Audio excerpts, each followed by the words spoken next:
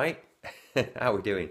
I've just watched the Apple keynote. I watched it as soon as I got home from the office and watched it all the way through. It was pretty tricky to watch because I was kind of listening to it in Korean at the start and kept getting that. I'm sure if you watched it, kept getting the like thing that I just kept erroring. There was loads of bugs, and you'd be watching it and it'd get quite interesting, then it'd cut off again. Rah, quite annoying, but watched it. I think that the new iPhones look good. We'd kind of seen the leak. We'd seen them already. We'd already knew that there was a 4.7 inch and a 5.5 inch. The L. Bit strange that the size isn't that different to the iPad Mini. So it's probably going to impact people buying that, I guess. I don't know. Just looked on the Apple Store now for the pricing on them. Got the old pad out. It's eye-wateringly expensive, but I tend to buy things that are SIM-free. But for the iPhone 6 Plus, which is the one you'd get, you might as well get the big one. Why not? I've had a small iPhone all this time. Get the biggest. That's what I'd do. So, iPhone 6 Plus, space grey. It's for a 16 gig one. It's £619. For a 64 gig one, because we skipped the 32 now, which is cool, it's £699, and for a 128 gig one, it's £789. And let's look at the 4.7 inch, the iPhone 6 standard one, not the large one. 16 gig, £539, 64 gig, £619, 128 gig, £699. So quite expensive, but again, quite a lot of technology. People don't realise when you've got a full-blown computery thing in your hand, what actually goes into making it and why it's so expensive. But I don't know. I mean, the reason I went onto the iPhone originally was because the Galaxy Note 3 it was a bit big for me. I got to the point where it was annoyingly big, so I went down to the iPhone for something a bit more smaller. But no doubt I'll probably pick one up in the shop and think I might just get one of these. I don't know. We'll have to see. But anyway, moving on to the main event. The watch. The iWatch. Chuck that down there. What did you think? iWatch, sorry. Apple Watch. I think they did that on purpose just to annoy people who've been referring to it as the iWatch. I thought it looked typically sort of polished and well made and good, but I couldn't get super excited about it because I think we've had all the Android wear out already. We've got the Pebble. I'm wearing the Pebble right now. Ooh, weekly meeting. And I still think the Pebble's better because of the battery life.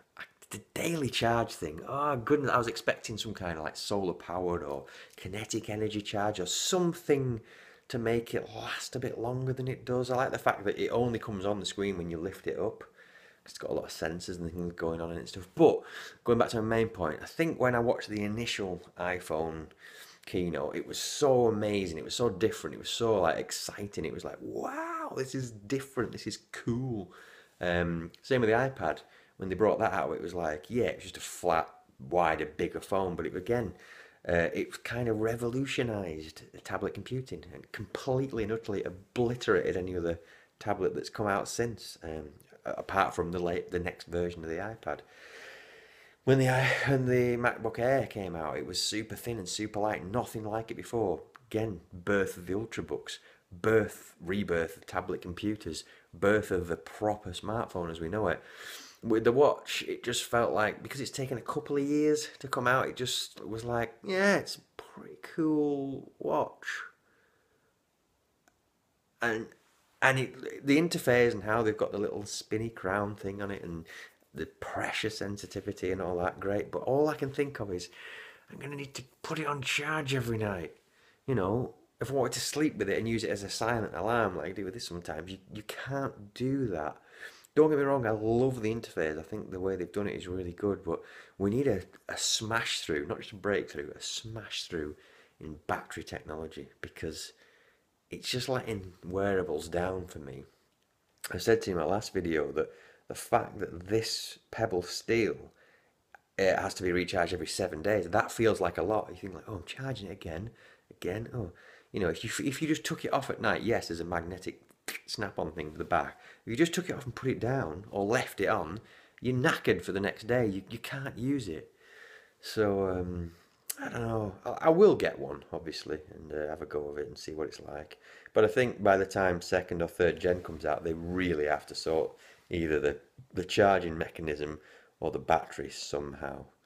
But quite impressive. Again, just didn't have the wow factor. But I kind of knew it wouldn't because there's been so much hype about it, and they've got a lot to live up to. And again, we've seen all the Android wear by now, the Pebbles and stuff, and it's just like, yeah, Apple's entry. Again, they've waited a little while, they've done it really, really well. Superb with the heart rate monitor and all that. Don't get me wrong, but it feels good, but it looks good in real life. But we shall see. What do you think? Are you going to get one? Do you think it's pointless rip off? Like I said in my last video, let me know what you think about it, how it compares to the Android stuff on the Pebble watches or any of the other smartwatches that you might have. Or I know some people that are holding off getting a smartwatch because of this one. But $350, no doubt that's going to translate to 350 quid, which will be the base model because the gold ones, etc., will be more expensive. But we shall see. Anyway, I'm going to leave it at that. I just wanted to do a quick video. Sorry for the vlog style video, but I just wanted to get something out there. Anyway, take care now. Bye bye then.